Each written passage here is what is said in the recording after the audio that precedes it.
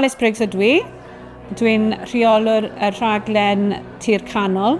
Mae Tir Canol yn partneriaeth o sefydliadau a bobl sydd yn edrych ar ôl natur a y gymuned a'r diwylliant yr ardal.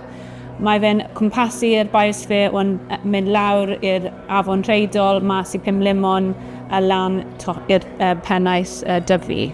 Wel, dwi'n gweithio yn y biosphere fel rhan o'r swydd, ond hefyd mae hon ydy'r cartre fi. A mae'r lle yn hollol unigol. Os fi'n teimlo'n bach yn rubbish, dyma'r lle i dod yw i mynd ar y traeth ar Ynys Las. Mae'r Dyfi Biosphere yn lle arbennig i byw ac i gweithio. Fi'n siŵr mae fe'n lle ffantastig i ymweld hefyd. Mae yna jyst llefydd gwahanol yn pob darn o'r biosphere lan a lawr yr arfordir. Ar y anifeiliaid, ar y deryn sydd yn byw yma yn bwysig iawn, ond mae yna bobl sydd yn bwysig iawn hefyd sydd yn byw yma. Yr peth pwysicach am dan o'r Dyfi Biosphere yn y dyfodol yw i gweithio gyda'n gilydd fel cymuned.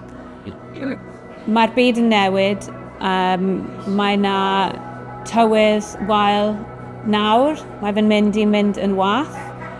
So mae'r rhaid i ni gweithio gyda'n gilydd fel gymuned i helpu systemau bwyd ni, i wella natur, i wella'r economi, i helpu'r bobl sydd yn byw yma. A'r unrhyw ffordd dwi'n meddwl o wneud na yw i gweithio fel partneriaeth o bobl a sefydliadau i helpu ni.